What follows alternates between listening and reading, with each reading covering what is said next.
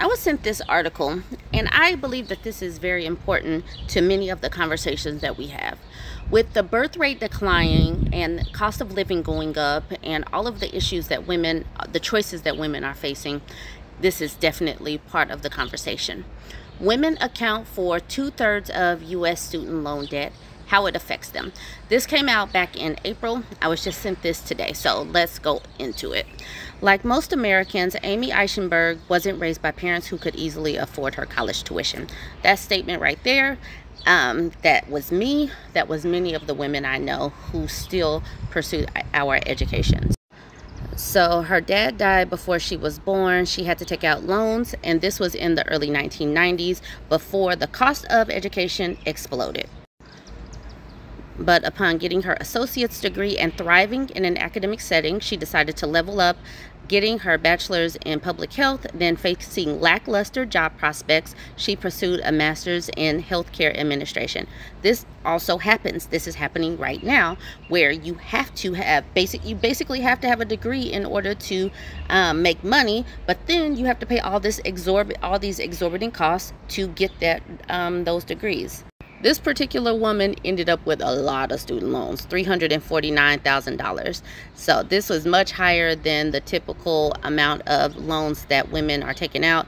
Even still, Americans now hold $1.7 trillion in student loan debt.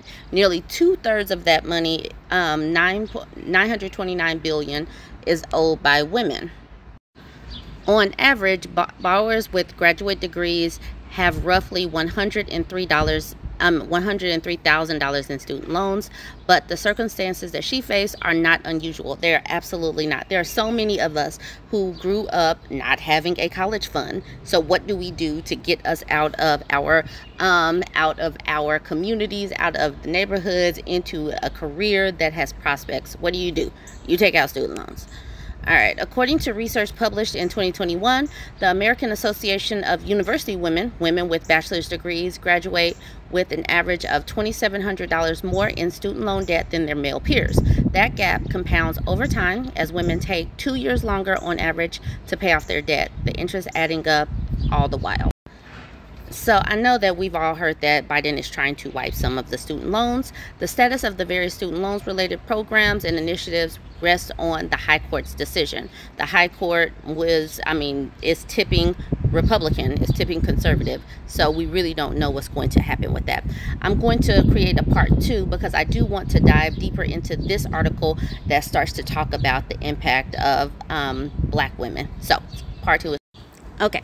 I am continuing this conversation about women having student loan debt. So this says, okay, so why do women have more student debt than men?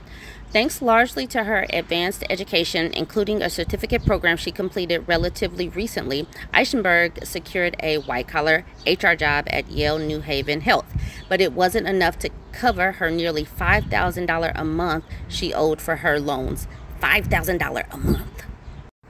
She wound up getting a second job doing manual labor at an Amazon warehouse on Saturdays and Sundays to help pay off the debt and afford necessities such as groceries. The pandemic had just hit and the moratorium on repayments had begun, but Eichenberg was preparing for their imminent return. Women, and women of color in particular, are paid less than similarly educated men for the same jobs. So they are more likely to return to school to bolster their resumes and earn a salary that can support all of their expenses, which are often greater than that of men, because women are typically caretakers and typically are the ones raising the kids and paying for childcare. Women are out there getting degrees because women are required on so many levels to bring credentials to the table, said Gloria L. Blackwell, CEO of AAUW.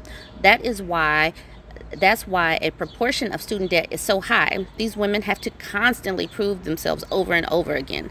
This is what black women are constantly we have to prove ourselves. Okay, so consider these statistics. Women who graduate with a bachelor's degree earn roughly $35,000 on average. That's just 81% of what their male peers make.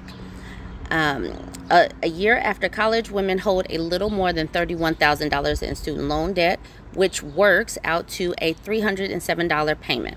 Yet, the average woman a year out of college spends more than $1,300 on housing and car payments, plus another $520 on child care expenses for the 16% of recent graduates who are moms. Adding that $307 student loan payment makes it difficult. Yes. Black women ages 25 to 64 who hold a bachelor's degree or higher and work full-time had a median salary of $60,000 in 2020. The median salary for similarly educated white men was $91,000, almost $92,000, while it was $75,000 for black men and $67,000 for white women. The average black woman needs at least a bachelor's degree to earn a higher salary than the average white man with no college degree. That is just where we are, and that is the reason why black women keep going to school for our education. This is why. Anyways, you guys go ahead, jump in the comments, tell me what you think, like, comment, share.